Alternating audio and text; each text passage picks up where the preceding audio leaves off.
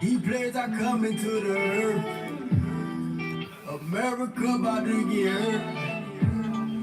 Keep having visions, I'm alert. Babylon is going down, is in his word. Come up out of my people. Jeremiah 50, pray I see. All but sing angels, cause we need you. Having visions, I keep saying, yelling and screaming. A fake Messiah coming, don't let them deceive you. All them signs and line wonders gonna be evil. Messiah opening them seals. Keep them commandments, y'all, cause this body be real. Lockdowns coming back. Them plagues coming, nobody could send them back. Hold back your wings, till you're elect. Hold back your wings, till you're elect. You need to repent, go watch the news. All of the prophecy coming true. He sent his son to die for you. Follow his steps, you make it through.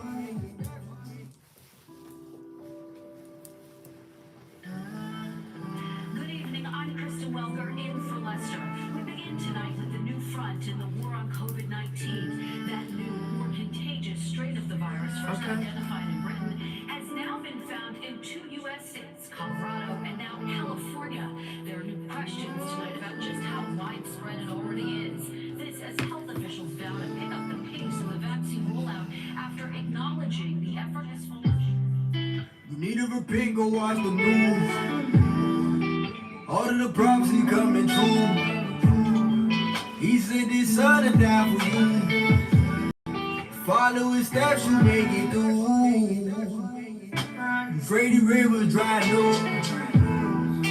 The 12 tribes done rise up.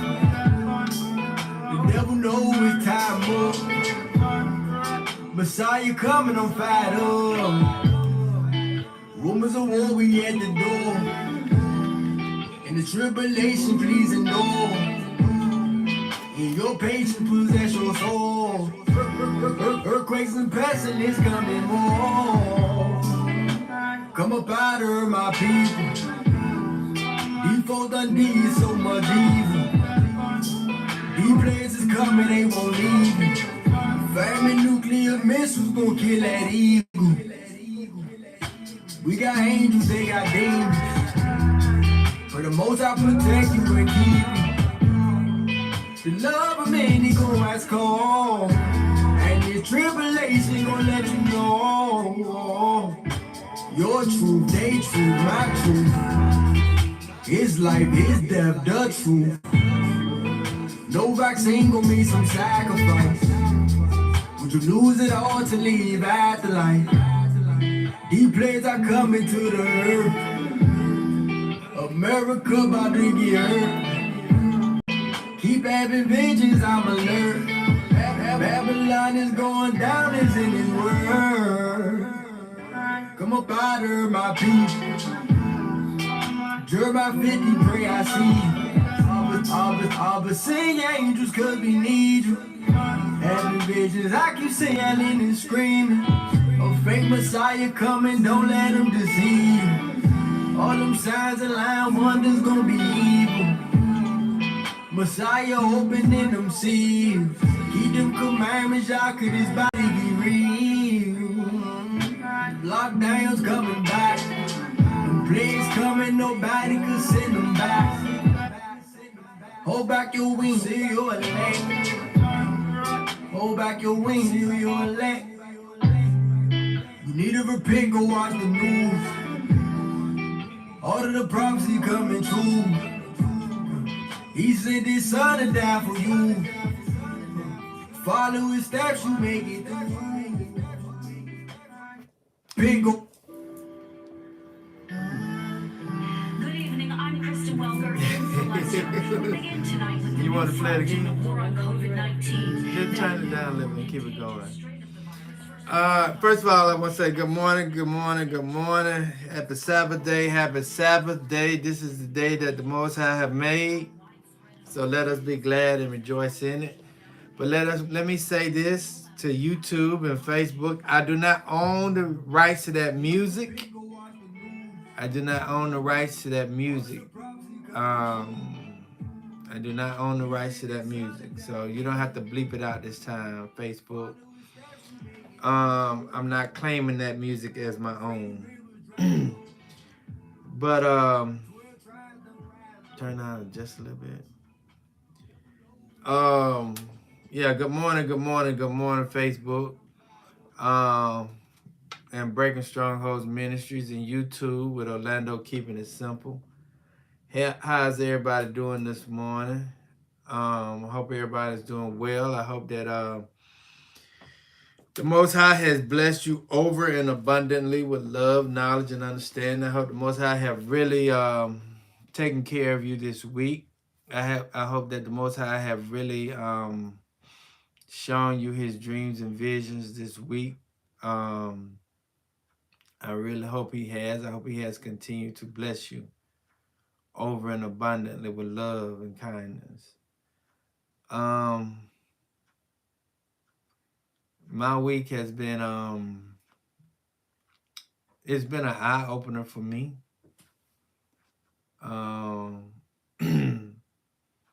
You know, but it's real. Life is real, and you got to deal with it the way it is. No matter how you may try to hide from it, it's real, and you just got to continue to move forward. That's just the bottom line. That's basically it. You just got to continue to move forward and live in the reality that you have, and that's what I got to do. Even though it's difficult and hard, but I got to do it. So let us go ahead and turn to the book of Exodus this morning. The book of Exodus. The book of Exodus chapter 20, verse 1 through 17. And it reads, And El spake all these words, saying, I am Yahuwah thy El, which I brought thee out of the land of Egypt, out of the house of bondage, and thou shalt have no other Els before me. Thou shalt not take unto thee any graven image or any likeness of anything that is in the heavens above, that is in the earth beneath, or that is in the water under the earth. Thou shalt not bow down thyself to them, nor serve them, for I, Yahuwah thy El, am a jealous El, visiting the iniquities of the fathers upon the children unto the third and fourth generation of them that hate me, and showing mercy unto thousands of them that love me and keep my commandments. Thou shalt not take the name of Yahuwah thy El in vain, for Yahuwah will not hold him guiltless that taketh his name in vain. Remember the Sabbath day to keep it holy. 6 days shalt thou labor and do all thy work, but the seventh day is the Sabbath of Yahuwah thy El. In it thou shalt not do any work, thou nor thy son, nor thy daughter, thy manservants, nor thy maidservants, nor thy cattle, nor thy strangers that is within thy gates. For in 6 days Yahuwah made the heaven and earth, the sea, and all that in them is, and rested the seventh day. Wherefore Yahuwah blessed the Sabbath and hallowed it. Honor thy fathers and thy mothers, that thy days be long upon the land which Yahuwah thy El giveth thee. Thou shalt not kill, thou shalt not commit adultery, thou shalt not steal, thou shalt not bear false witness against thy neighbor, and thou shalt not covet thy neighbor's house. Thou shalt not covet thy neighbor's wife, nor his manservant, nor his maidservant, nor his ox, nor his ass, nor anything that is thy neighbor's. So let us pray. Our Father, which art in heaven, hallowed be thy name. Thy kingdom come, thy will be done on earth as it is in heaven. Give us this day our daily bread. Forgive us of our trespasses, as we forgive those who trespass against us. Lead us not into temptation, but deliver us from evil. Thine to your kingdom, power to your glory, forever and ever. So let it be. Good morning again. Facebook, Breaking Stronghold Ministries with you, Facebook Live, and YouTube with Orlando Keeping It Simple. Good morning. If you could get the Biblia or the Bible out to Genesis, the beginning, chapter 37. Genesis chapter 37. I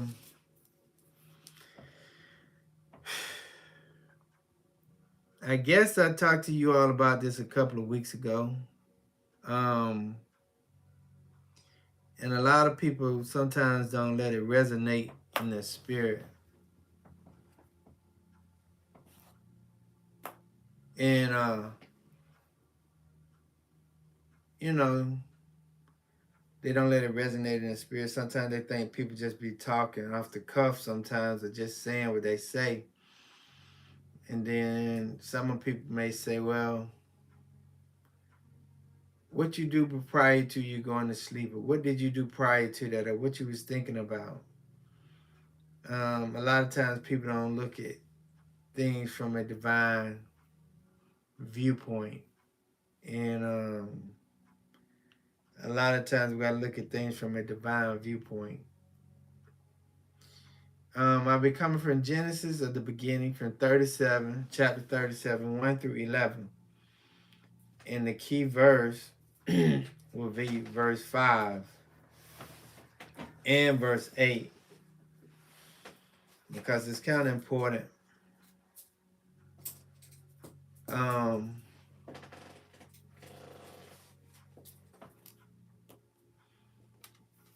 It's kind of important. But let me go ahead and start reading this morning. And Jacob dwelled in the land wherein his father was a stranger, in the land of Canaan. These are the generations of Jacob. Joseph, being 17 years old, was feeding the flocks with his brethren. And the lad was with the sons of Bilhah, and with the sons of Zilpah, his father's wives. And Jacob brought unto his father their evil reports. Now Israel loved Jacob more than all his sons, all his children, because he was the son of his old age. He made him a coat of many colors. And when his brothers saw that their father loved him more than all his brethren, they hated him and could not speak peaceably unto him. Jacob dreamed a dream and told it his brethren, and they hated him yet the more. And he said unto them, hear, I pray you, this dream which I have dreamed. For behold, we were binding sheaves in the field, and lo, my sheaf arose, and also stood upright. And behold, your sheaves stood around about, and made obedience to my sheaf. And his brethren said to him, shall thou indeed reign over us, or shall thou indeed have dominion over us? And they hated him yet the more for his dreams, for his words. And he dreamed yet another dream, and told his brethren, and said, behold, I have dreamed a dream more. And behold, the sun and the moon and the 11 stars made obedience to me. And he told it to his father and to his brethren. And his father rebuked him and said unto him, what is this dream that thou hast dreamed? Shall I and thy mother and thy brethren indeed come to bow down ourselves to the earth? And his brethren envied him, but his father observed the same.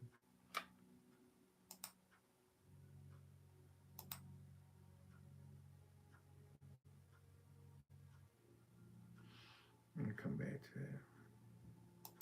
The key verse is verse 5 in verse 8. And Joseph dreamed a dream, and he told it his brethren, and they hated him yet the more. Verse 8. And his brethren said to him, no. Verse 9, I'm sorry, go to verse 9. And he dreamed yet another dream, and told it his brethren, and said, behold, I have dreamed a dream more. And behold, the sun and the moon and the 11 stars made obedience to me. If I may give a title of the text today, the title of the text today is, we are living in a season of prophecy.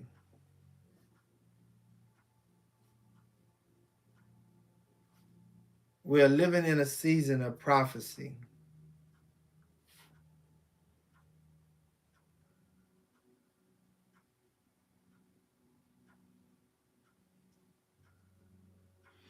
Okay, the word prophecy is a 12th century word.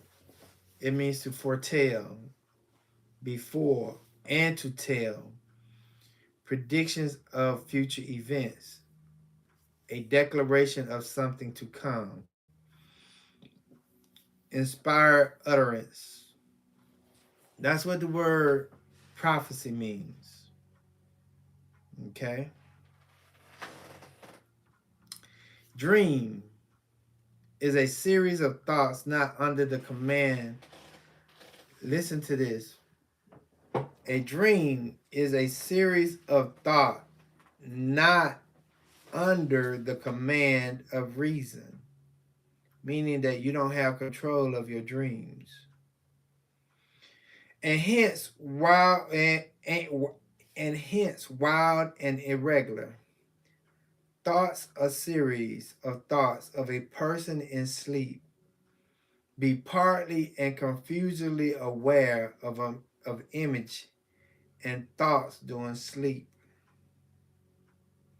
Your dreams are something that you really don't have control of, even though you're a part of it. That's what a dream is. It's a thought. It's an image of something that is going on in your mind or your heart, but you don't have no control over it.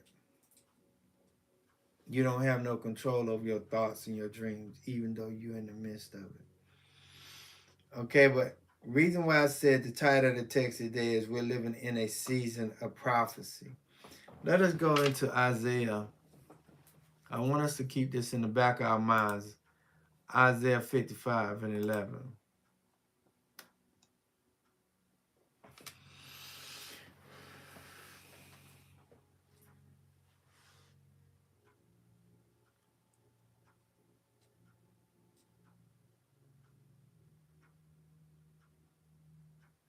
Listen to this. I'm going to go to verse 10. It says, for as the rain cometh down, and the snow from heaven, and returneth not thither, but waters the earth, and maketh it bring forth and bud, that it may give seed to the sower, and bread to the eater. So shall my word be that goeth forth out of my mouth. It shall not return unto me void, but it shall accomplish that which I please. It shall prosper in the things whereto I sent it.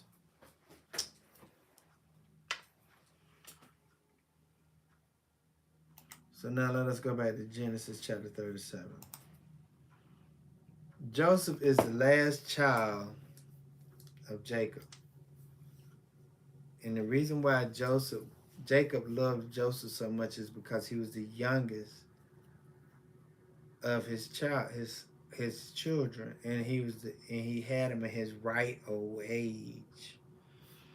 So Jacob had a kind of favoritism, love for his son Joseph, not because he was better, not because he looked good, not because of anything, but Jacob loved Joseph because the simple fact is Jacob was an impossible child. Jacob didn't think that he would be able to have Joseph in the age that he had Joseph. He didn't love Joseph because he was just a better child. He loved him because he had him in the conditions that he had him in. So he had a little bit more favoritism towards Joseph, than any of the other boys. But not saying that he did not love his other 11 children, offspring. But because how they saw Joseph, his brother was very envious of him, but not trying to understand the whole picture. Not trying to understand the whole picture, not trying to analyze everything from a spiritual viewpoint. They hated Joseph because he saw favor from the father, but not realizing that the father was blessed to have Joseph in his right old age. And they wasn't just glad that that's his brother and so forth and so forth. They hated him because of the abilities or what the authority that he had. And I look at Joseph being the youngest, and sometimes when I look at people in their situations in life, I also ask them, are you the oldest, youngest, or middle? Because the youngest child is always seen to have a little bit more anointing than the oldest or the middle child.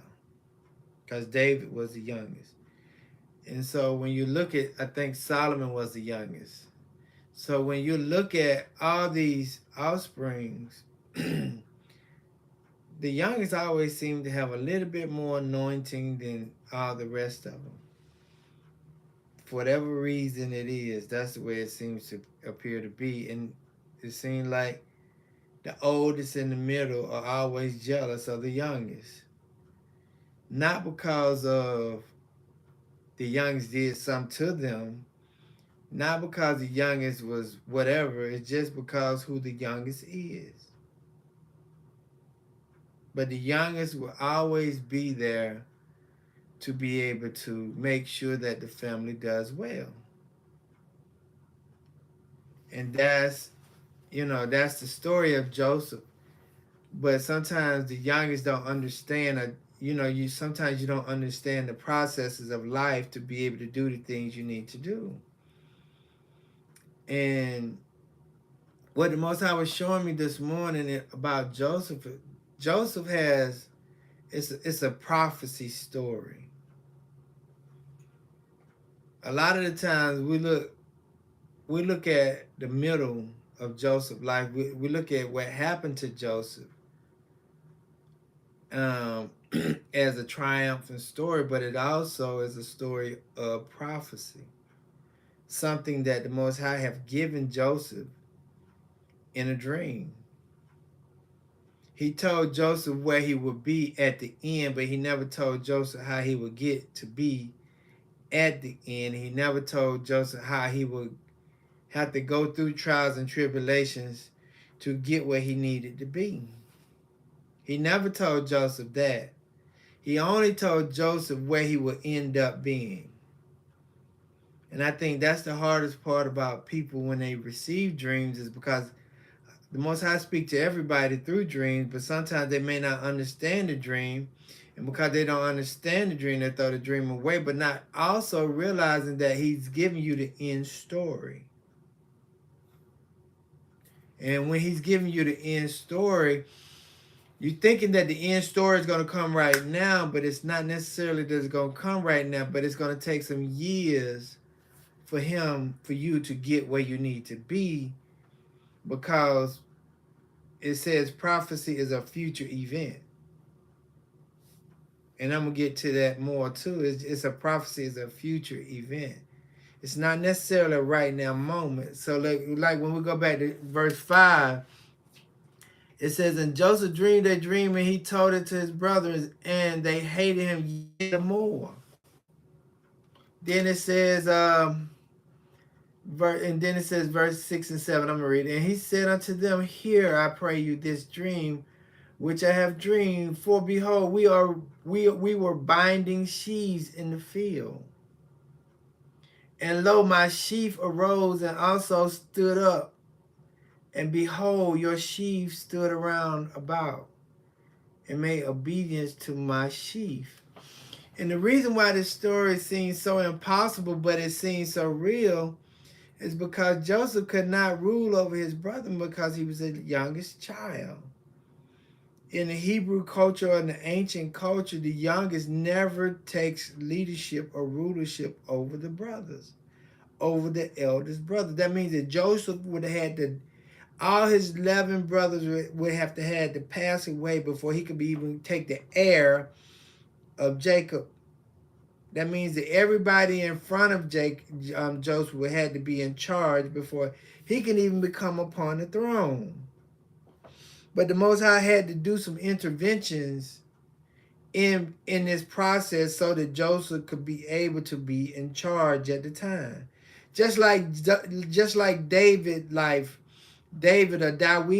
with Most High had to do some interventions in the midst of that, so that David could be able to be in charge at the time. See, David's two brothers were scared to go out there and fight Goliath. So what David did, so that he could be able to become in charge of the children of Israel, Most High had to do some interventions.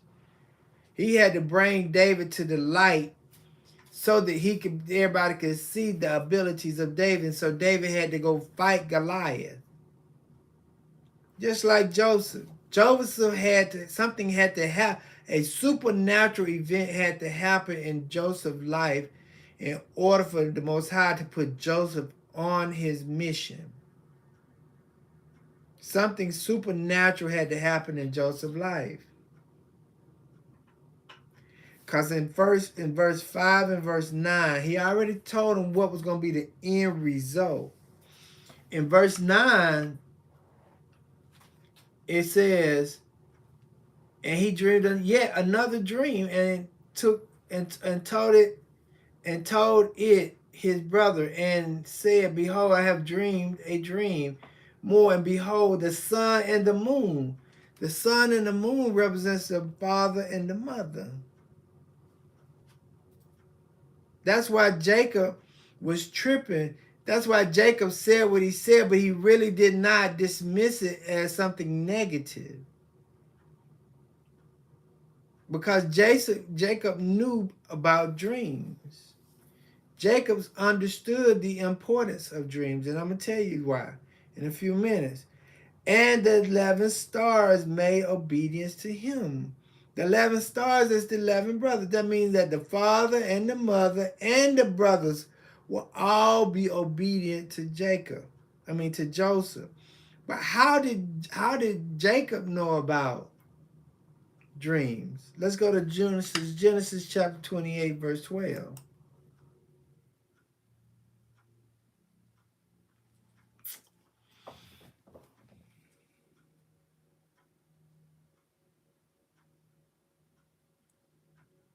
Genesis chapter 28, verse 10 through 12. It says, and Jacob went out from Beersheba and went towards Haran, and he lighted upon a certain place and tarried there all night, because the sun was set. And he took of the stone of that place and put them for his pillow, and laid down in that place to sleep. And Jacob dreamed, and behold, a ladder set up on the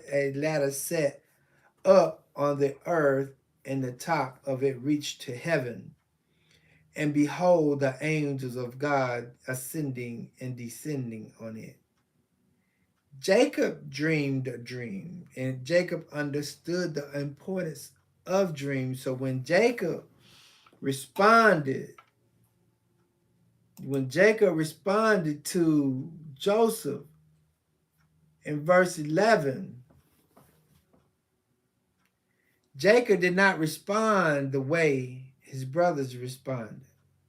And let us see what it says in verse 37 and 10 again. It said, and he took it, and he told it to his father and to his brothers, and his father rebuked him and said unto him, what is this dream that thou hast dreamed? Shall I and thy mothers and thy brothers indeed come to bow down ourselves to thee, to the earth? And his brothers envied him, but his father observed the same. Now let us see what the word observe means in this context. The word observe means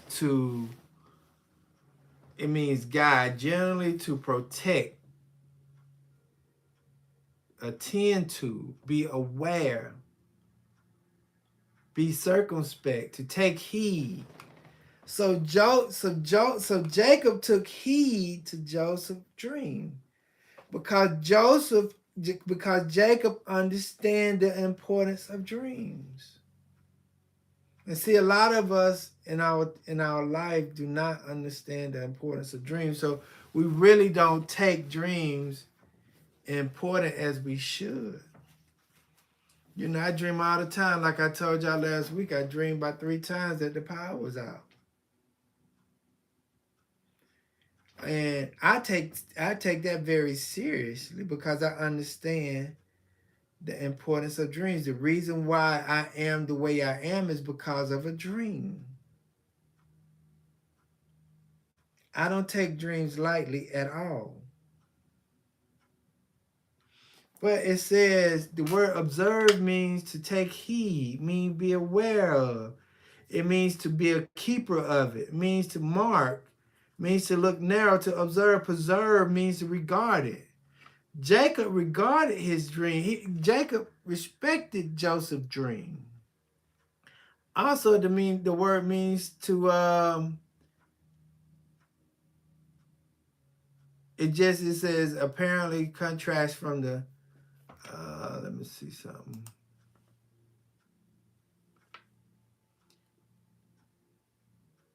Jacob looked at that as a miracle that's going to happen. So when the brothers hated what Joseph was saying, the father remembered it. The father said, okay, I'm going to keep this in the back of my mind because this may truly happen. So when we look at the story of Joseph and his brothers in the relationship that Joseph had with his father Jacob, it kind of disturbed him a lot when Joseph when the brothers brought back the coat and said that Joseph was killed by a wild animal in the wilderness, when Jacob was probably saying, man, you gave my son this dream that he will rule over us, but now he's come back dead? How could you give my son a dream saying that he will be the ruler over the sun and the moon and 11 stars, but when the brothers came back from the woods and telling their father Jacob that Joseph was dead, it will make Jacob discombobulated because it was confusing to him because of the dream that Joseph was given.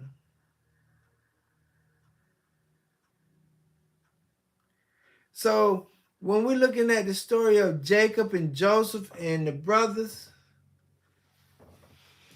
it messed Jacob up because the simple fact is Jacob thought that his son's dream was going to come true because of the fact of the dream that Joseph gave Joseph. I mean, the dream that Joseph gave Jacob and his brethren. But them not knowing that everything that went on in their life and his life was part of the dream. See, everybody plays a part of your dream. Everything, all the elements, everybody runs it. The Most High has given you a specific dream on how you're going to be in life. The people that you encounter, the places that you go, the things that you do, all play a part of the dream that the Most High gave you. Just like that song just said, the Euphrates rivers is drying up. That's a part of prophecy that has to take place because dreams are prophecies. It said that the Euphrates River is going to dry up. The Most High said that the Euphrates River is going to dry up. He needs the Euphrates River to dry up so that he can bring war down there where they're going to be able to fight at. That's a prophecy that has to take place. These things are very vital to the puzzle or the prophecy of the Most High. So when we look at Joseph's life, and we just looking at dreams and prophecy, that's what I just really want to deal with because it's so much to decipher out of this context. It's so much to get out of it because it's deep, and because we just look at the Bible from a religious point of view and never see the spiritual message. And see prophecies and prophets, and that's what Joseph really was, a prophet. A prophet is one who could tell you the comings of the future. So Joseph really was a prophet at the time. And he was telling them the prophecy of the prophet that was given to him from the Most High. And see, we don't think the dreams come from the Most High, but in actuality they do. So I'm just going to read a little bit of verse 12. A little bit of verse 37, 12 on down a little bit, okay? Because we got to understand that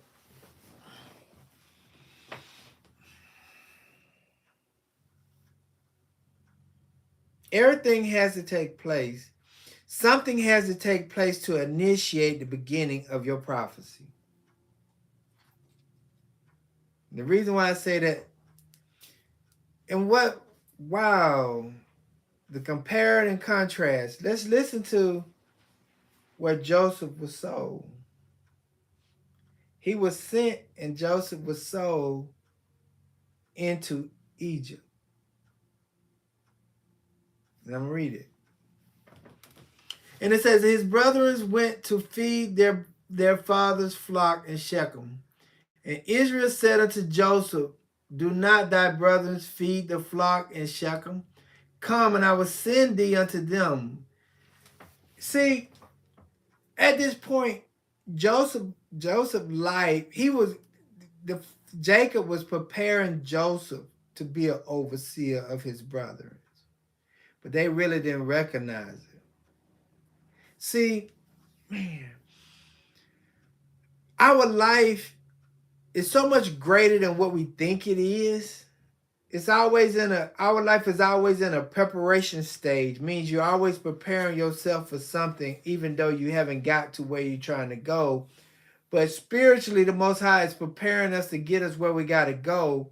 But he's got to take us through the stages to get there. Even though he gave you the dream that he wants, where he's going to put you, he gave you the security blanket of letting you know at the end of your road, this is where you're going to be. But at the time, you got to go through the steps that you got to go through to get where I want you to be.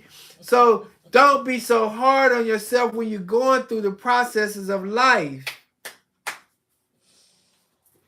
And that's the hard part about us, is that we look at things from the physical so much that we get mad because we're going through the processes of life, and everything that we have been through as Israel or the people of the Most High, that we get mad at the processes of life and not embracing the processes of life. And see,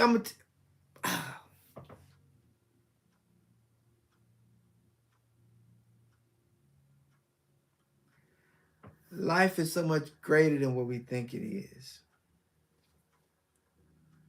The spirit that dwells in the heavens and the earth is so much greater than what we think it is, but we only look at it from a physical realm and not sit back and say, what are you saying to me, Most High? See, one of the most difficult things for us to be able to one of the difficult things for us to do is be able to understand the wilderness moment. The wilderness moment is one of the most important experiences of our life, but we never get it. We never get it. We never understand it because we're impatient in the wilderness moment. Because the wilderness moment is the best time of your life. You're not realizing it. And we're not realizing it. We're so rushing to get out of the wilderness moment, we forget to understand the spiritual experience that we're going to have with the Most High.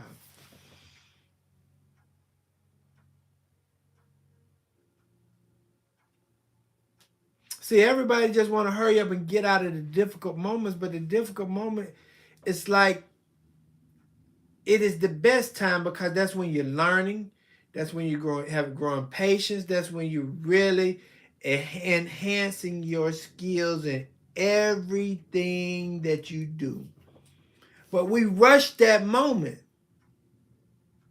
We want to hurry up and get out of it because the simple fact is what we think we see is actually not what we see.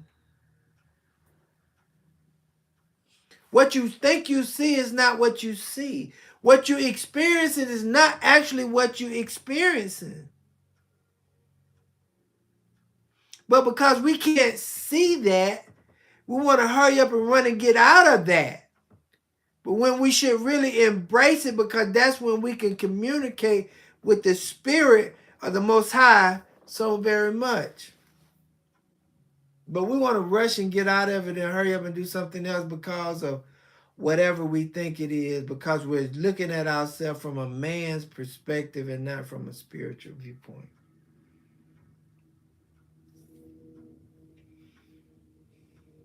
In verse 13 it says, and Israel said unto Joseph, do not thy brethren feed the flock in Shechem. Come, and I will send thee unto them. And he said,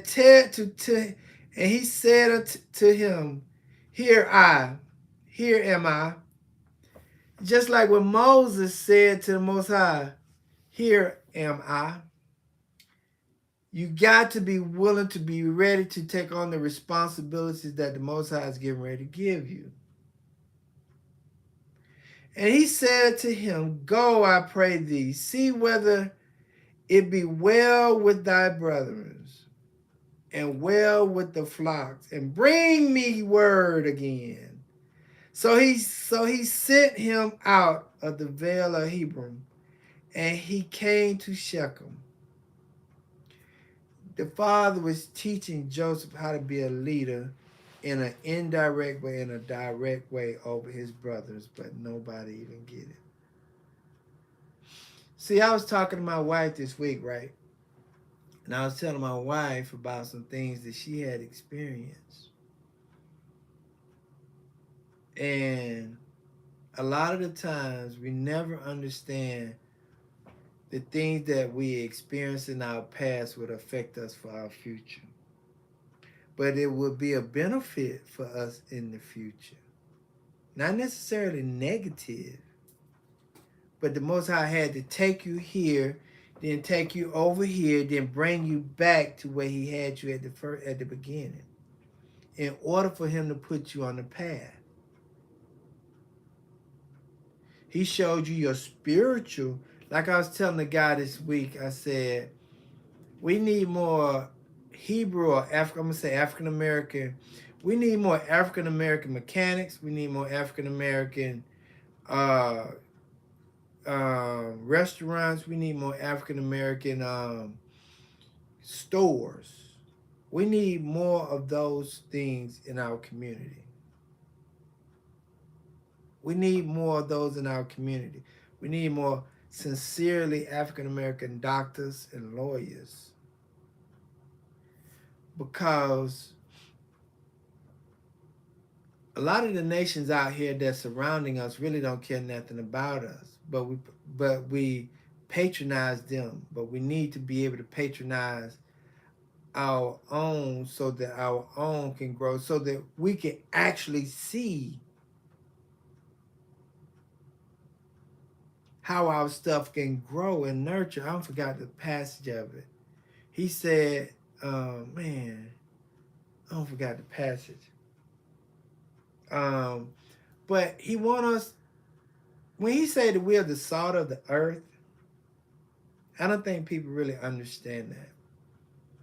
Because when he said we're the salt of the earth, meaning that we are the guide to the world and show people how to actually live off a little bit, off the minimum. If we really truly understand that passage and can really break it down and look at our life, that we can live off a little bit and it'll really truly grow.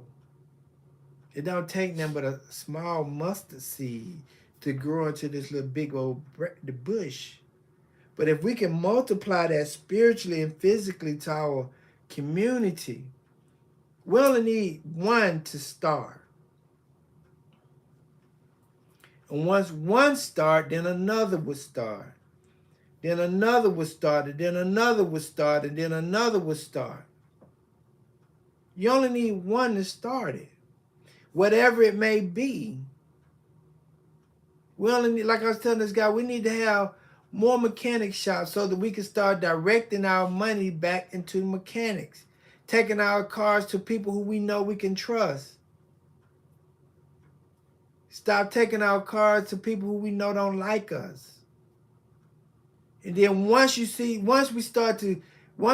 our youth start to see that being a mechanic is good, then another kid will want to be a mechanic. Then another kid will want to be a mechanic. Then another kid will want to be a mechanic. Then they see the plumbers, and then it can go on and on and on, and then it can extend.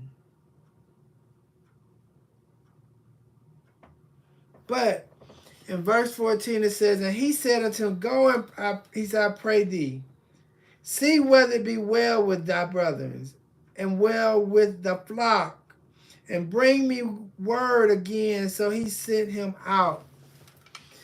Then it says, a certain man found him, and behold, he was wandering in the field.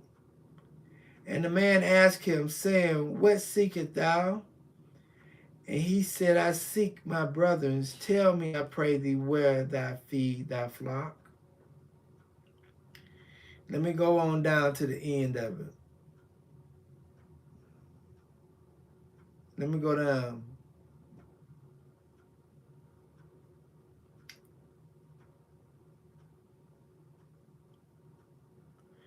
Verse 28 is the beginning of the dream of Joseph out of 37. Verse 28 is the beginning of the dream of Joseph in 27. And it says, then there passed by Midianites merchantmen, and they drew and lifted up Joseph out of the pit and sold Joseph to the Ishmaelites for 20 pieces of silver, and they brought Joseph into Egypt. This part is the beginning of the prophecy of Joseph. See, a lot of the times, what we think is bad is actually not bad. But that's the viewpoint we see things from, because we're looking at it from a physical realm and not a spiritual realm. We're looking at things from the physical, saying, man, my brother them did this, and man, my brother them did that, but not saying to ourselves, truly, what are you doing right now at this moment, Most High? Yes, my physical conditions can look bad, but am I spiritually jacked up? Am I spiritually incarcerated? Am I spiritually bad? But because if we look at Malcolm's life, Malcolm was a hustler, but he had to be incarcerated in order for him to be able to be the leader that he was. Same with Dr. King. Look at all our leaders. They had to experience some things that looked negative, but in actuality, they was greater for the spiritual man, or the spirit that's in the man. See, a lot of times we look at life so negatively. But if we looked at it from a spiritual context, it's positive.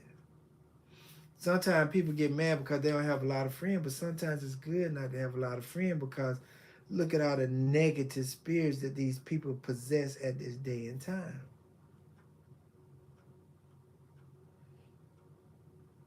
So when we're looking at Joseph's life, when he was sold into slavery by his brothers into Egypt, we look at that as being bad, because man, it's like, how could that happen?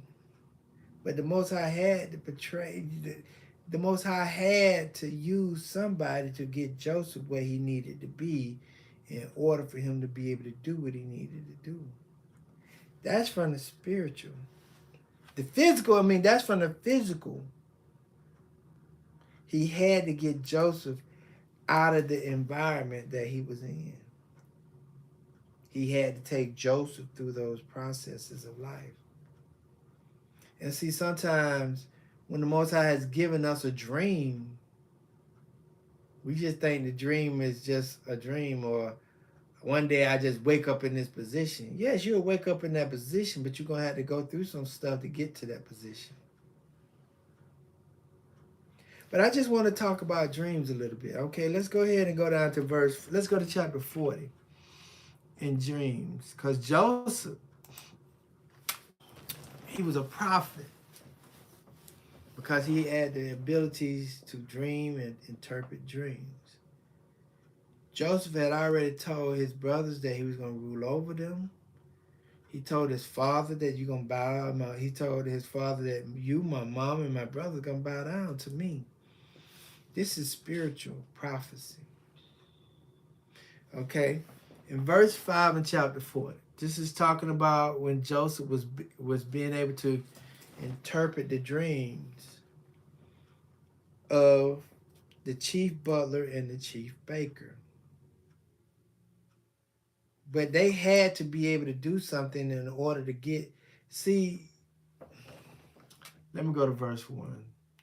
And it came to pass after these things that the butler of the king of Egypt and his baker had offended their lord, the king of Egypt. The word offended means transgressed or sinned. They sinned against their lord, the king of Egypt. And Pharaoh was angry against two of his officers, against the butler, the chief of the butler, and against the chief of the baker.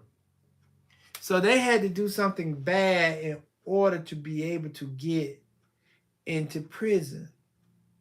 But their experience was for them, but it also was for Joseph.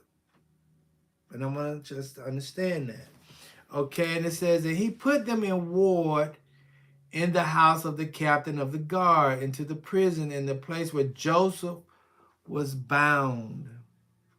And the captain of the guard charged Joseph with them, meaning Joseph was going to be in charge of them. And he served them, and they continued a season in war, meaning a year, about 3 months. And they dreamed, both of them, each man his dream in one night, each man according to the interpretation of his dream. But of his dream, the butler and the baker of the king of Egypt, which were bound in the prison. And Joseph came in unto them in the morning and looked upon them, and behold, they were sad. And he asked Pharaoh officers that were with him in the ward of his lord's house, saying, Wherefore look ye so sadly today? And they said unto him, We have dreamed a dream, and there is no interpreter of it. And Joseph said unto them, Do not interpretation belong to God? Tell me them, I pray you.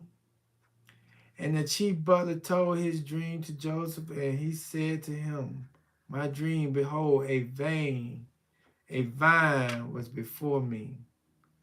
And in the vine were 3 branches. And it was a thought in bud.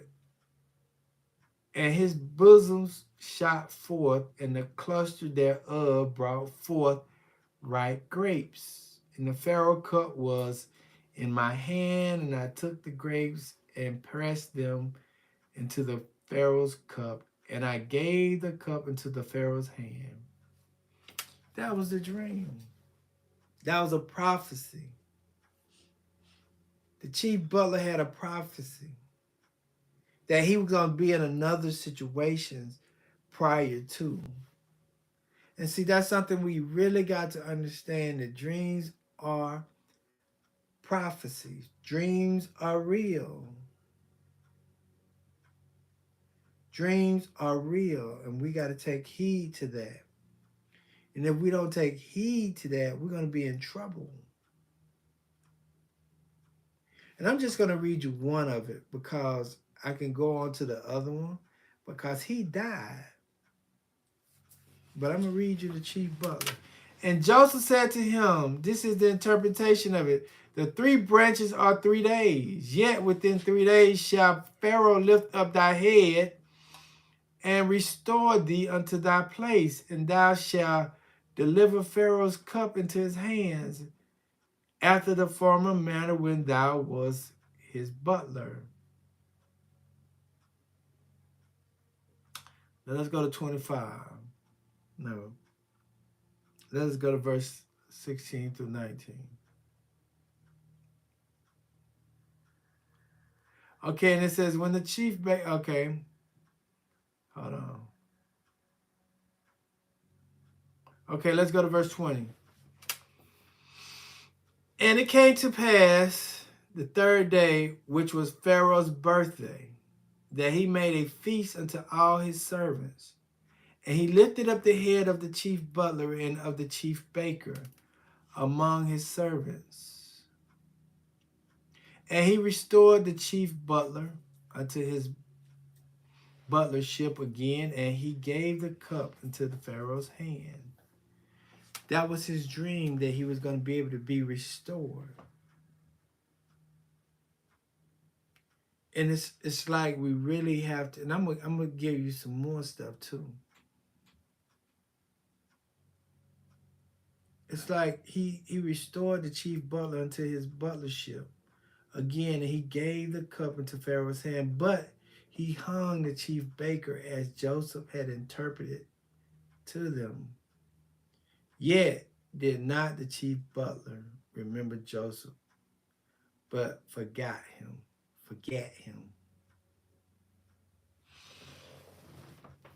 The Most High gave the chief butler and the chief baker their destiny through their dreams. He gave them their destiny. He gave them where they was going to end up, just like he gave Joseph his dream on where he was going to end up before he even got there. He gave them the dream. Let's go to chapter 41. And because I don't want us to take our dreams so lightly where we just look at them as being nonchalant. Because that dream is giving you information about the future. And because one day, right, maybe 3 or 4 years ago, I was helping this young lady. It was 2 young females. They had a flat tire, and I was helping them with that flat tire, right? And we got into conversations, and one of the young ladies told me, she said, you know what, I had a dream that me and my son was sitting at the table eating, but everything was dark and there was no light around now. It was just jet black. And me and my son were eating chicken.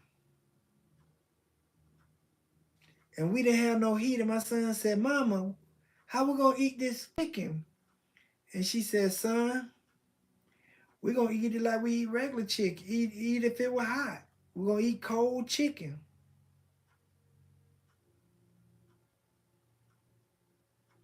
We're going to eat cold chicken. But see, if people are not in tune to the dream, they won't understand that the dreams are prophecies that's been given to them to be able to prepare for whatever the situation is. And see, I told that young lady, I said, well, let me tell you something, young lady. Let me give you that interpretation of that dream. That it's going to come a time when your power going to be out and you ain't going to have nothing to warm your food up with. So you need to start preparing to provide stuff to be able to warm your food up with. But because she wasn't spiritually inclined to the word, she probably didn't take heed to it. And see, some of y'all can't say that the Most High haven't warned you. Only thing you can say is, I just didn't take heed to the warning. See, those men understood the importance. Even the people in Pharaoh's Egypt understood the importance of interpreting dreams. They understood the importance of how important dreams were. They was looking for an interpreter, but they couldn't find one, and they wanted to find out what that interpreter means, that dream means. Let's go to 41. 41, 1 through 8. It says, and it came to pass at the end of 2 full years that Pharaoh dreamed, and behold, he stood by the river.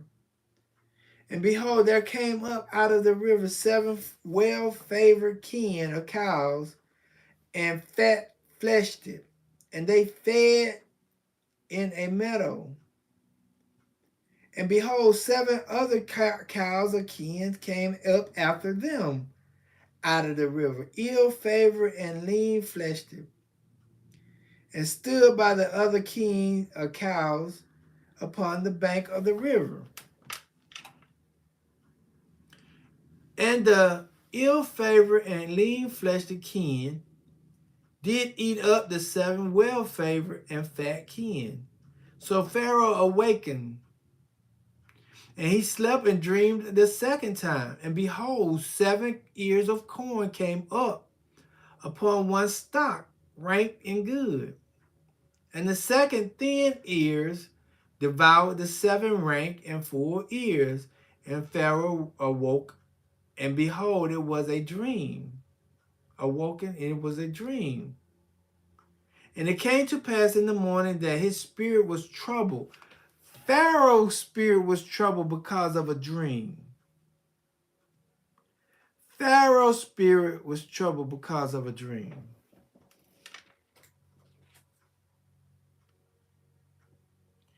And he sent and called for all the musicians of Egypt and all the wise men thereof.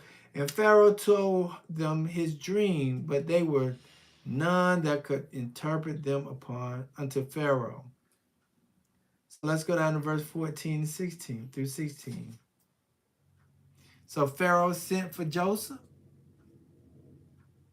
and Joseph heard the dream, and this is what Joseph said to Pharaoh. Then Pharaoh sent and called Joseph, and they brought him hastily out of the dungeon, and he shaved himself and changed his raiment and came in unto Pharaoh. And Pharaoh said unto Joseph, I have dreamed a dream, and there is none that can interpret it. And I have heard say of thee, thou can understand a dream to interpret it. And Joseph answered Pharaoh, saying, it is not in me. God shall give Pharaoh an answer of peace. Now Pharaoh told Joseph the dream, and this is what Joseph said. 25 through 31. But I want us to understand something. It also gives you, dreams give you your beginning. Dreams give you your ending. No, dream gives you your ending. Dream gives you events that may take place. Pharaoh's dealing with an event that's going to take place.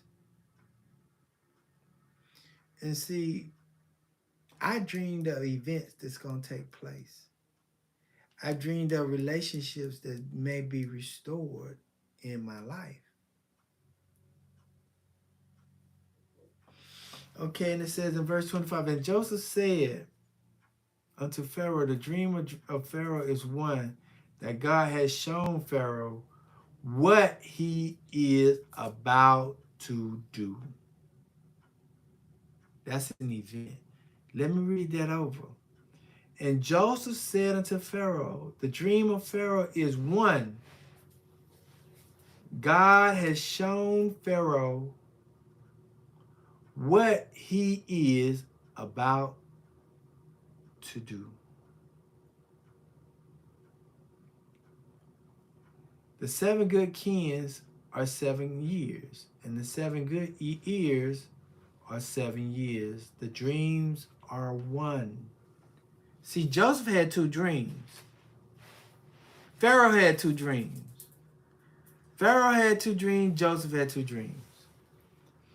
The 7 thin and the ill-favored kin that came up after them are 7 years.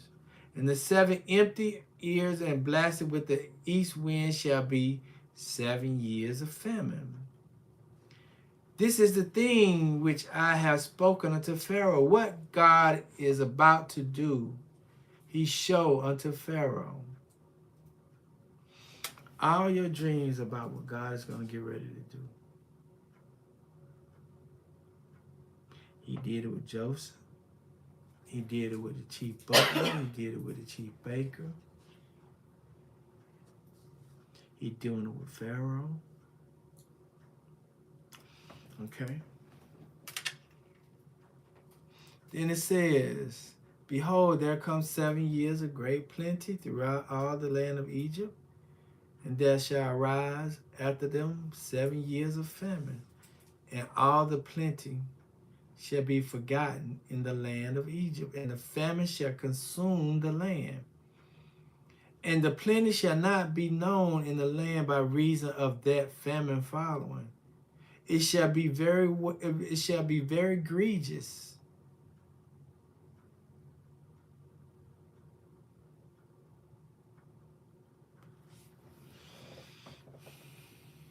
And the plenty shall not be known in the land by reason of that famine following, for it shall be very grievous. That's what's going to get ready to happen here in America. It's going to be a great famine. I know this because I dreamed it. I dreamed the concentration camps. I dreamed the wars on the land. And I told people, if you've been listening to me, I've told you my dreams. I've dreamed of airplanes coming overhead and dropping bombs on military installations. I've told you that I've dreamed of me standing by watching military people running after other people trying to incarcerate them. I've told you that.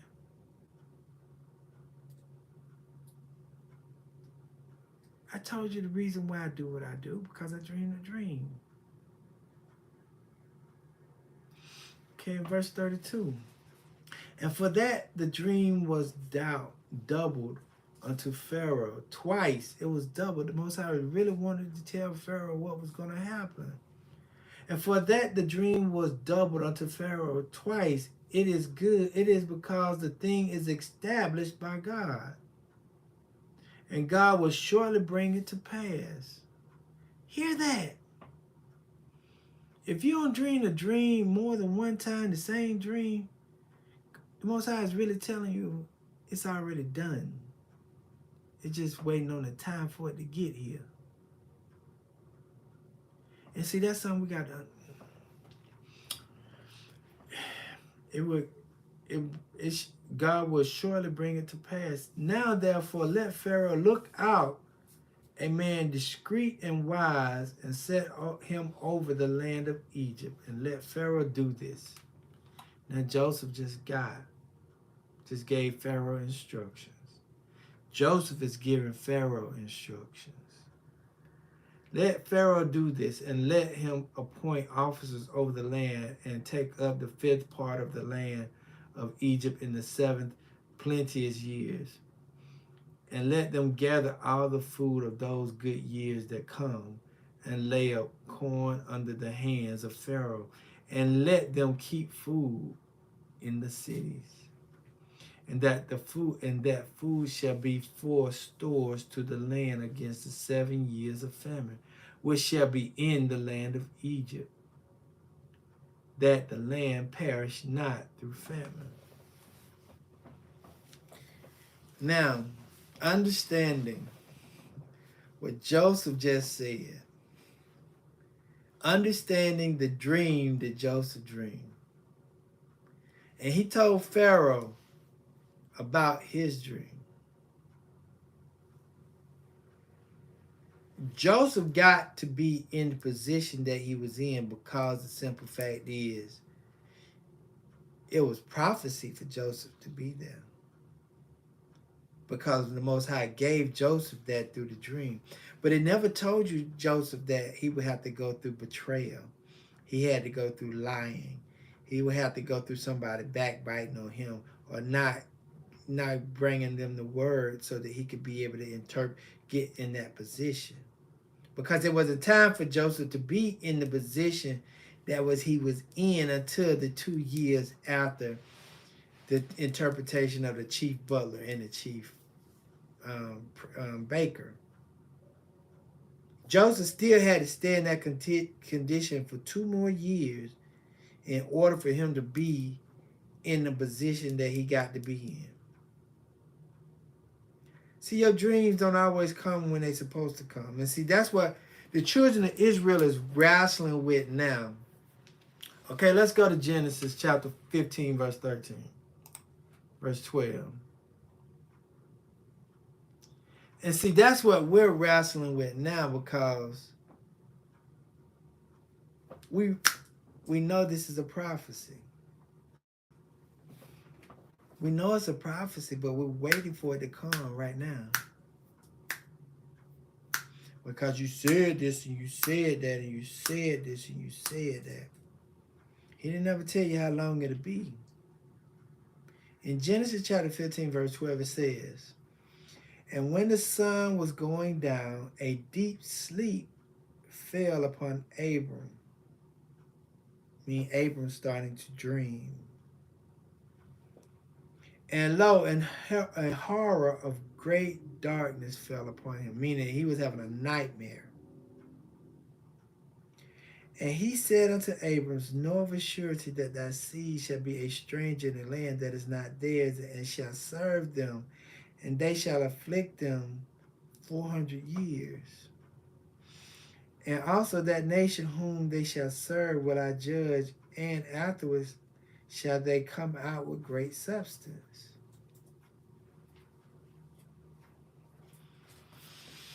This is a dream. This is a prophecy through dreams. This is a prophecy that Abraham received through dreams. See, they saying that the first slave came to America, to Turtle Island in 1619, but there's so much discrepancy in that, but I'm not going to entertain that. Okay, we was in slavery for say 400 years, 1619 to 2019. They say the first slaves arrived here in Turtle Island, or the Americas, in September 1619.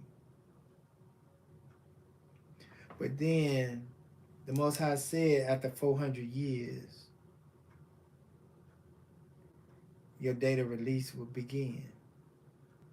We got to understand that what happened in November of 2019? What happened in November 2019? And then we got to also look at what happened in Egypt when the Most High sent the plagues in Egypt. See, all those things didn't happen day after day after day after day after day. It took a time period for it to be able to come to fruition. It took maybe, I say, a good year for all those things to take place in Egypt. For all those fulfillment of the plagues to happen over there, because that's what the Most High do. Because it doesn't give you a time frame. It don't say the next day. It don't say the next day. We don't know the time period. It just gives you the events in Egypt, just like it gives you the events here. It gave you a time period, but we don't know how long from 400 years. And then it says, and also that nation whom they shall serve will I judge. We don't know after that 400 years how long it'll be before the nations be served, but we seeing that the nation is being served. But Abraham received his prophecy in a dream. He received his prophecy through dreams. Let me go to Numbers. Numbers chapter 12, verse 16. 6. I'm going to go to verse 5. It says, and the Lord and Yahuwah came down in the pillar of a cloud and stood in the door of the tabernacle and called Aaron and Miriam. And they both came forth, and he said, hear now my words. If there be a prophet among you, I, Yahuwah, will make myself known unto him in a vision and will speak unto him in a dream. See, the Most High been speaking to people, prophets, in visions and dreams. And he said, young men would dream dreams, and young men would, hold on.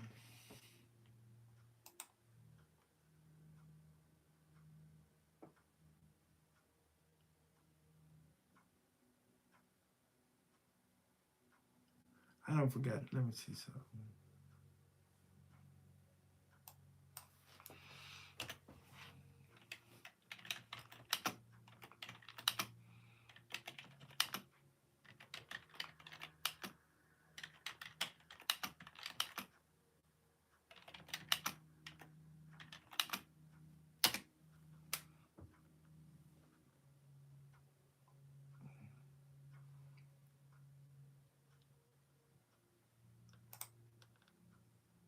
In Luke chapter 2, verse 17, let me see what it says. Luke chapter 2, verse 8, it says, in the last days, God said, I will pour out my spirit on all people. Your sons and daughters will prophesy. Your young men will see visions. And old men will dream dreams. Even on my men servant and maid servant, I will pour out my spirit in those days, and they will prophesy.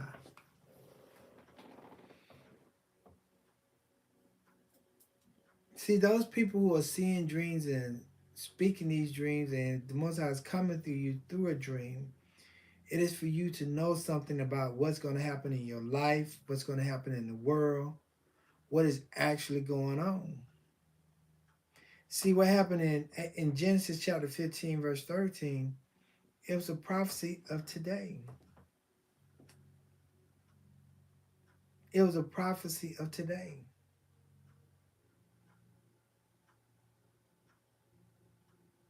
Joseph's dreams was about him being the rulers and king, the rulers over his people. The chief butler and the chief baker, it was about their destiny and where they was going to be. Pharaoh's dream was about future events that was going to happen. Abram's dream was about what future events was going to happen to his descendants.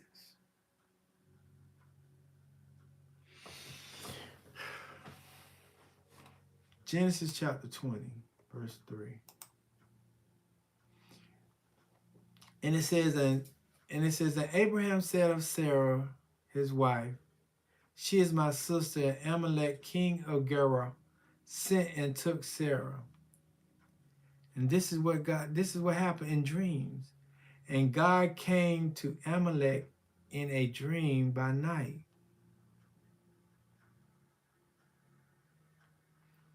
But God came to Amalek in a dream by night and said to him, Behold, thou art but a dead man for the woman which thou hast taken, for she is a man's wife.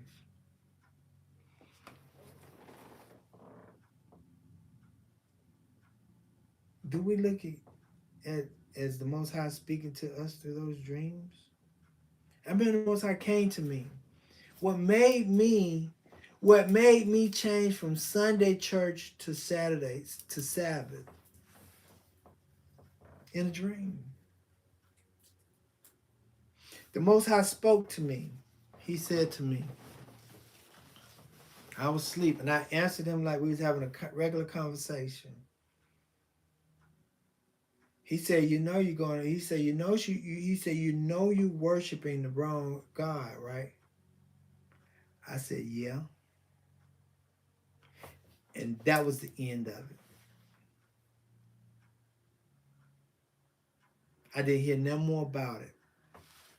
And at that point, immediately, I told the congregation, I'm going to have to change. Am I telling the truth? Am I telling the truth?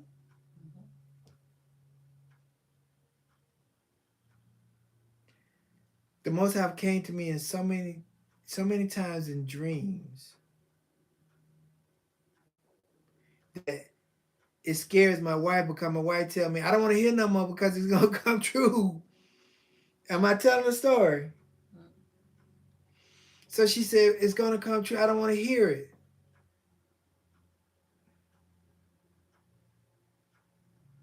I don't want to hear it. But the reason why it happened to Joseph, let's go to Genesis chapter 45. And see,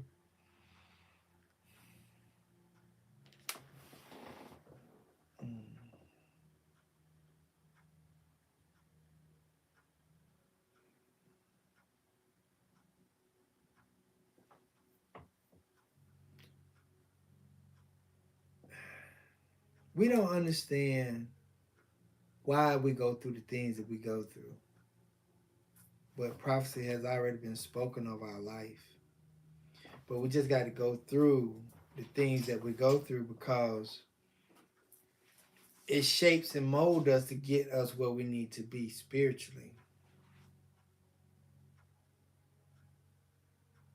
It shapes us and molds us to get us to where we need to be spiritually. And spiritually is mean mental. The more intelligent you are, the sadder you get. But the more intelligent you be, you make him become more evil. But you're able to see things on a much broader scale.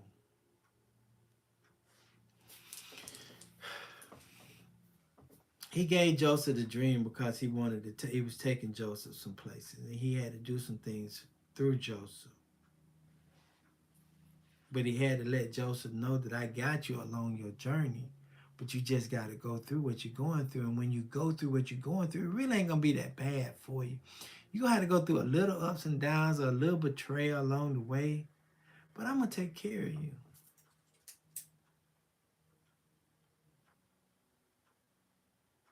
It's just that you got to go through it, Joseph. You got to go through the wife lying on you. You got to go through your brother selling you out. You got to go through the people not really telling Pharaoh what you did. But all those things for a reason. Just like the season that we're in today. It's for a reason. Everything that you see on the earth today, it was prophesied. And we just got to respect that and understand that. And 45 and 5 through 7, it says, for these 2 years has the famine been in the land, and yet there are 5 years. Joseph said, it's been 2 years already that we have been through this famine, and everybody's making it. And the which there shall neither be earning nor harvesting. He says, ain't nobody gonna be doing nothing in the next 5 years. He said, we already got 2 years in it. Now we got 5 more years to get through. Then verse 6. No, let's go to verse 5 first. I'm sorry, I did verse 6. It's verse 5, 6, 7. Let's go to verse 5. It says, now therefore, be not grieved, nor angry with yourselves, that ye sold me hither. For God forever did send me before you to preserve life. See, Joseph had a relationship with the Most High so much that he knew what the Most High was doing, but he just didn't know what he was doing and how he was going to do it. I see a lot of us in a situation right now in life where we see the Most High doing something, but we just don't know what he's doing or how he going to do it, but we know he's doing something. We know he's doing something, but we just can't put our finger on it. But see, Joseph knew at the end, when it all came together, he was appointed second in charge of Egypt. He said, that's why I had to do everything I had to do to go through what I had to go through to get where I am today. And see, when you look at life, if you look at life in a negative way, you're never going to see what the Most High is doing. See, it's good to say, yes, I'm a Hebrew Israelite. It's good to say I'm Israel. But that's just the beginning of the walk. That's the physical. When you going to start being the salt of the earth? That's the spiritual. But then it says in verse 6, for these 2 years has the famine been in the land, and yet there are 5 years. And in the which there shall neither be earning or harvesting. Listen to what Joseph said again. God sent me before you to preserve you in posterity in the earth, and to save your life by a great deliverance. So now, listen to what Joseph is saying. So now, it was not you that sent me hither, but God. And he has made me a father to Pharaoh, and Lord over all his house, and a ruler throughout all the land of Egypt. Haste ye, and go up to my father, and say to him, thus saith thy son Joseph, God has made me Lord of all Egypt. Come down unto me and tarry not. And thou shalt dwell in the land of Goshen, thou shalt be near unto me, thou and thy children and thy kindreds and thy flocks, and thy herd, and all that thou hast. And there I will nourish thee, for yet there are 5 years of famine, lest thou and thy household and all that thou hast come to poverty. The prophecy was fulfilled through a dream. The dream came through a prophecy. The dream came through a prophecy. All of them wind up bowing themselves down to Joseph. even though they didn't want to, even though they didn't want to be a part of it, even though they hated Joseph. Let me read you something out of the Third Testament. At page 77. Page 77, I'm still in chapter 9. And the Third Testament, right here. Chapter 9, verse 33 and 35. It says, Joseph, son of Jacob, has been sold by his own brothers to some merchants who were traveling to Egypt. Joseph was still young, but had already given evidence of a great gift for prophecy. Envy took charge of his brothers, who got rid of him, believing that they would never see him again. But the Lord, who watched over his servant, protected him and made him important to the Pharaoh of Egypt. Many years later, when the world was stricken by drought and hunger, Egypt, guided by the counsel and inspiration of Joseph, had restored enough provision to withstand the trials. It was then that the son of Jacob arrived in Egypt to search for food. Great was their consternation when they recognized that their brother Joseph had become ministers and counselors to the Pharaoh. Upon seeing him, they fell from their feet to their knees, repenting of their transgression, and recognized that the prophecy of their brother had been realized. He who had been given up for dead was there before them, full of power, virtue, and wisdom. See, the Most High was betrayed by his own kinfolks and killed because of what they thought. And the prophecy whom they had sold was showing them the truth of the prophecy that the Lord had placed on his lips as a child. The brother they had humiliated, selling him, was pardoning them. Do you understand, people? Now you know why I have to say this to you this day. When will you recognize me as Joseph was recognized by his brothers? It's saying is, when are you going to recognize that the Most High word will come to pass? When will you recognize that everything that Most High have said will come true?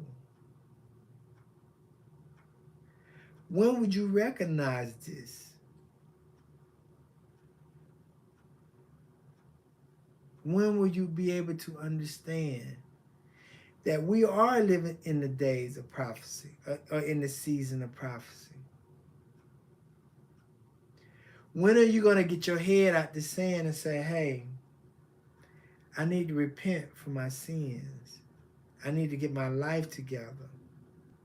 Because the Most High have given me dreams, but I just didn't understand my dreams.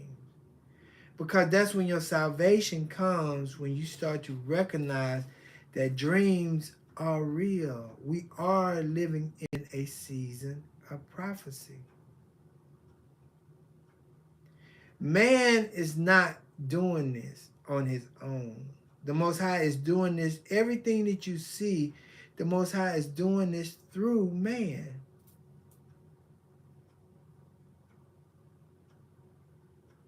Everything that you see, the Most High is working through man to make it happen.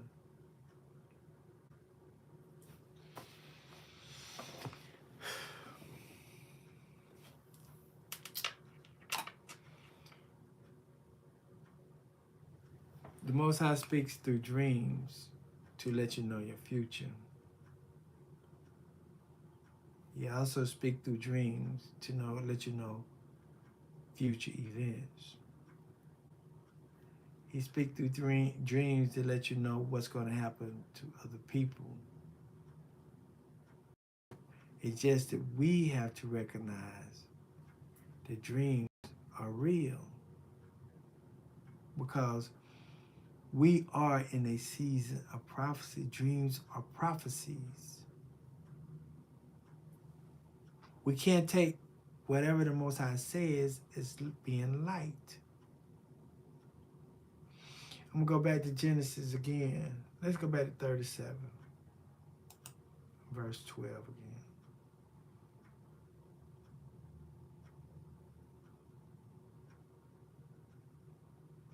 Let's go back to verse 6. Let's go back to verse 6. Let's go to 7. No, let's go to 8.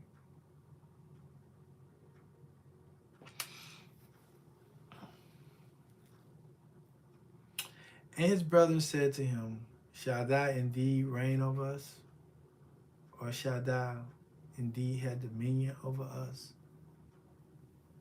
See, at that moment, the Most High was working to stir up anger in them to hate their own brothers, so they can do something to get him into Egypt.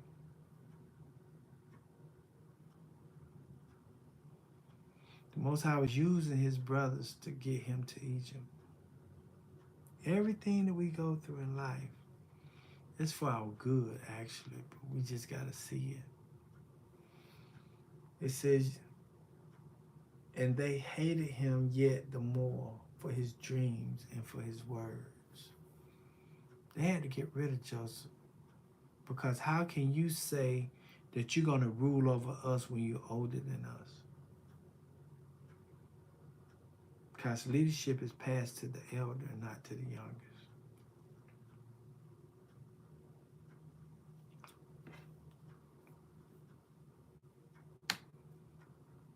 Your salvation comes when you recognize that your dreams are real. You got to recognize that dreams are prophecies for your future, for future events, and for other people.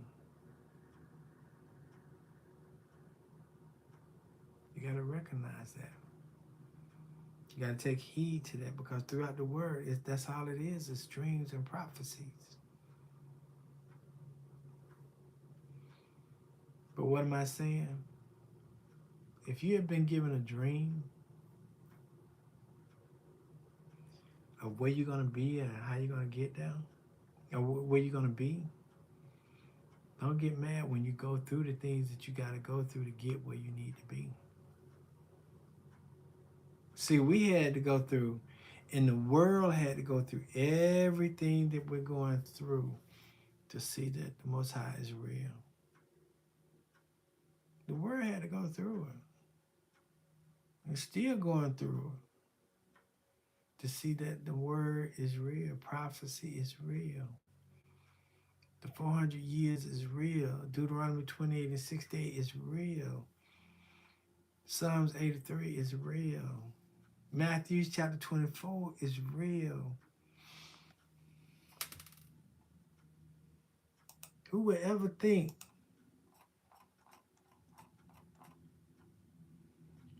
but as in the days of Noah were, so shall also the coming of man be. It's like I heard there's some women out here now wearing facial hair like a man.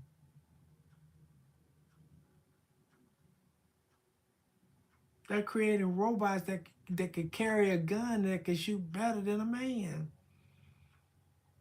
They have robots out here now that's replacing people on jobs. They have robots out here now that's doing surgery in the medical lab in the room.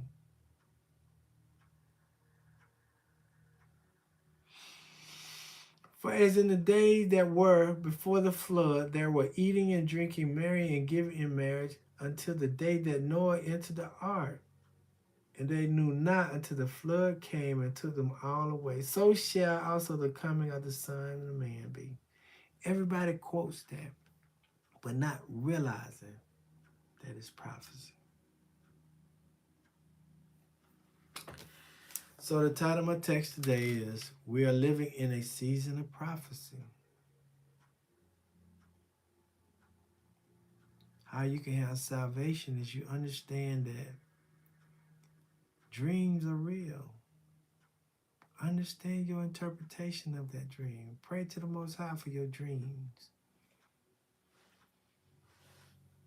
Because dreams give events, it gives prophecy of your future and your future. Not just for you, but for your kids. For the world. So, Father, as we come to you today, thank you, we bless you, we praise you, we give you all the honor and the glory.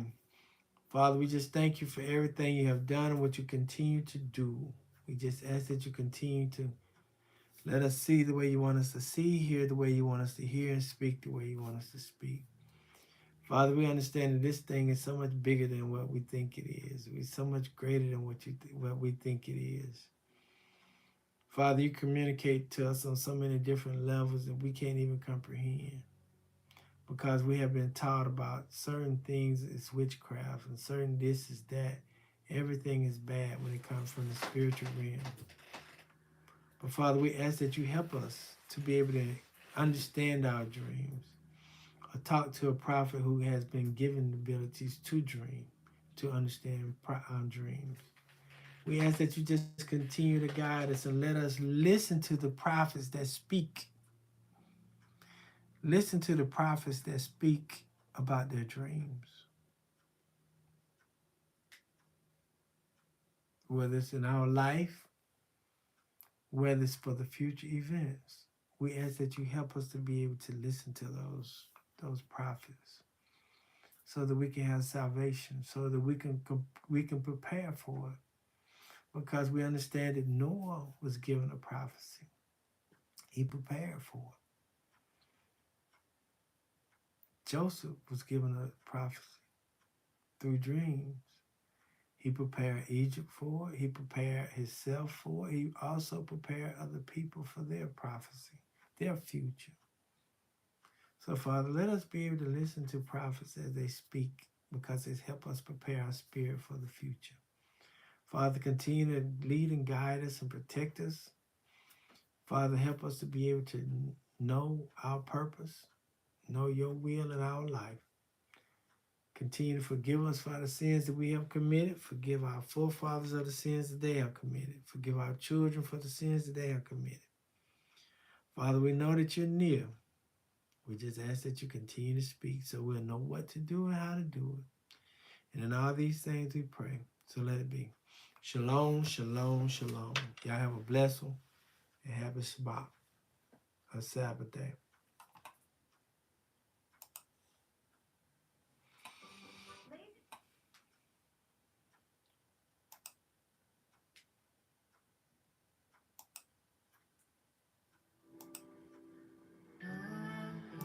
Good evening, I'm Kristen Welker in for Lester. We begin tonight with the new front in the war on COVID-19. That new, more contagious strain of the virus, first identified in Britain, has now been found in 2 U.S. states, Colorado and now California. There are new questions tonight about just how widespread it already is. This as health officials vow to pick up the pace of the vaccine rollout after acknowledging the effort has fallen. You need to repent, go watch the news. All of the prophecy coming true. He sent his son to die for you. Follow his steps, you make it through. The Brady River dried up. The 12 tribes don't rise up. The devil knows it's time up. Messiah coming on fire. Rumors of war, we at the door. In the tribulation, please endure. In your patience, possess your soul. Earthquakes and passion is coming more. Come up out of my people. Before Dundee is so much evil. These places coming, they won't leave you. Famine, nuclear missiles gon' kill that eagle. We got angels, they got demons. For the most I protect you and keep you. The love of many gon' ask cold. And this tribulation gon' let you know. Your truth, they truth, my truth. It's life, it's death, the truth. No vaccine gon' be some sacrifice. Would you lose it all to leave afterlife? These planes are coming to the earth. America about to get hurt. Keep having visions, I'm alert.